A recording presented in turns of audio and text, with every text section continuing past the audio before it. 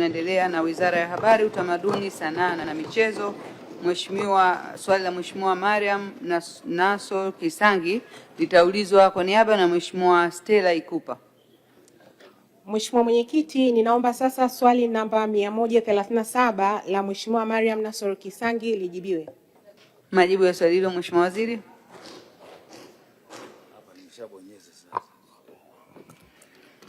Mheshimiwa Mwenyekiti, uwanja wa Benjamin Mkapa una faida nyingi kwa wananchi wa manispaa ya Temeke na taifa kwa ujumla.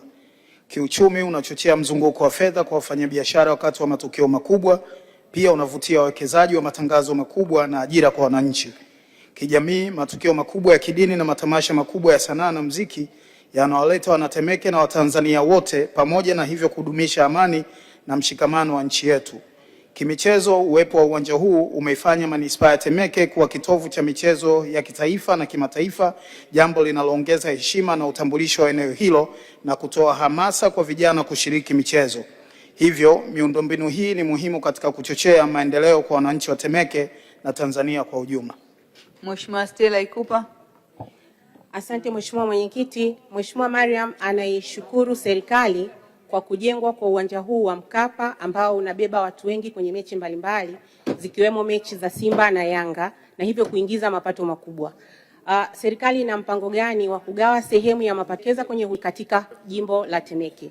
Lakini pia Mheshimiwa Mwenyekiti, swali la pili la Mheshimiwa Mariam, uwanja wa Mkapa na Uhuru unafanyiwa huduma mbalimbali ikiwemo kutengeneza bustani pamoja na usafi, lakini pamoja na huduma zingine.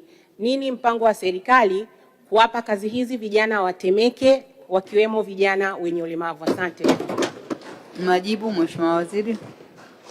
Nakushukuru Mheshimiwa Mwenyekiti, na nimshukuru Mheshimiwa Stella Ikupa kwa niaba ya Mheshimiwa Mariam Kisangi, mbunge wa Temeke, ambaye anafanya kazi kubwa kwa ajili ya kuwapigania wanatemeke, na namuombea Mungu aendelee kumtia nguvu na amtie moyo kwa ajili ya kuhakikisha wananchi wa Temeke wanapata kile ambacho walitarajia wakati wanamtuma kuwa mbunge wao.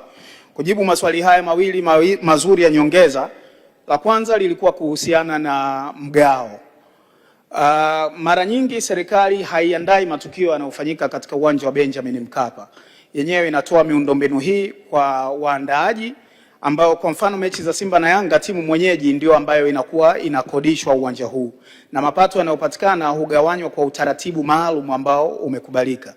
18% inakwenda kama kodi ya ongezeko la thamani, 3% inakwenda kwa BMT, 4% inakwenda kwa shirikisho la mpira wa miguu Tanzania, 15% inakwenda kama gharama za ukodishaji wa uwanja, na 7% kwa ajili ya uendeshaji wa shughuli ile, lakini 6% inakwenda kwa chama cha soka cha mkoa wa Dar es Salaam. Wadau wote hawa, moja ya mambo wanayowafanya ni kuhakikisha wanarudisha kwa ajili ya shughuli mbalimbali zinazofanyika Tanzania na hasa kwa manispaa ya Temeke ambayo uwanja huu umewekwa pale. Serikali inachofanya kwa sasa ni kuhakikisha tunaendelea kuimarisha makusanyo haya ili kiwango ambacho kinagaiwa kwa wadau hawa ambao nao hurudisha kwa manispaa ya Temeke na maeneo mengine mbalimbali kwa ajili ya huduma hasa za michezo kinaongezeka. Tunasimamia utaratibu wa kuhakikisha tunaendelea kukusanya mapato haya ili yawe na manufaa na tija kubwa zaidi kama ambavyo imekuwa ikitokea kwa wakati wote. Lakini hali kadhalika kwenye swali lake la pili kuhusiana na huduma mbalimbali, kwenye hili serikali imetoa zabuni kwa makampuni ambayo yanatoa huduma mbalimbali zinazofanyika katika uwanja wa Benjamin Mkapa wakati wa matukio yanayotokea pale.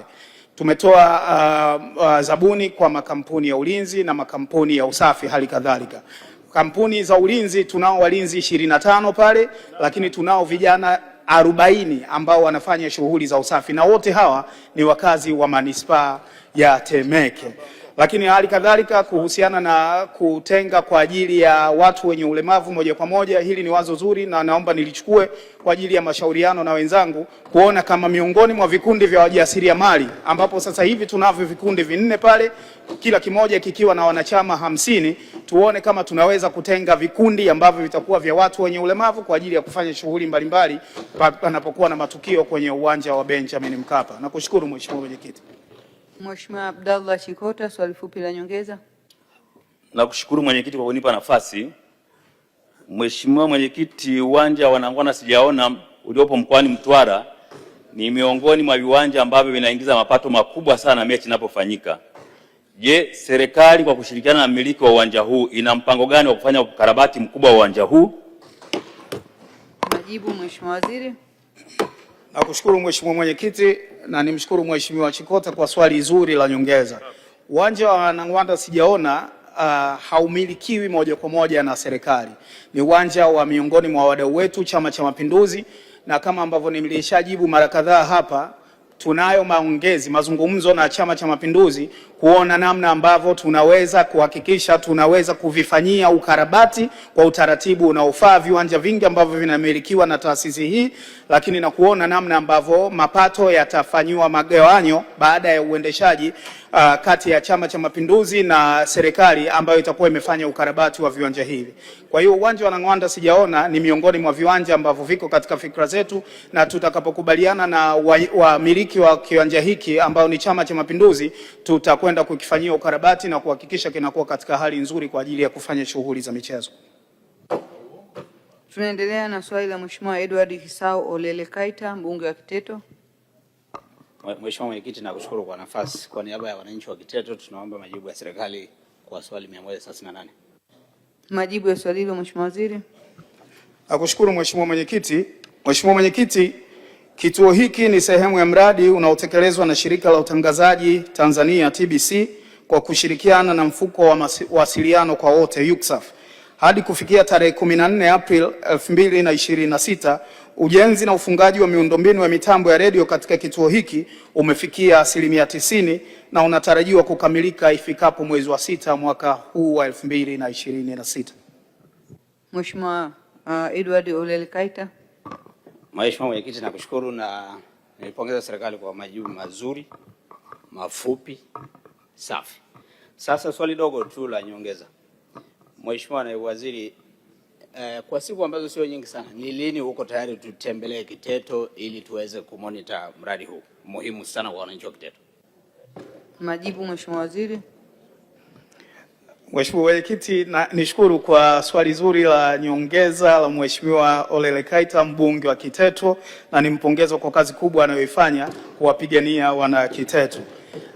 Hili la kuambatana naye kwenda Kiteto wala sio swala la mjadala. Utakapokuwa tayari Mheshimiwa mbunge, wewe unifahamishe, tujadiliane kuhusiana na ratiba ya bunge na shughuli nyingine za serikali, tufunge safari kwa ajili ya kwenda Kiteto. Asante. Nakushukuru sana Mheshimiwa Naibu Waziri kwa majibu hayo, waheshimiwa kutoka Wizara ya Habari, Utamaduni, Sanaa na Michezo.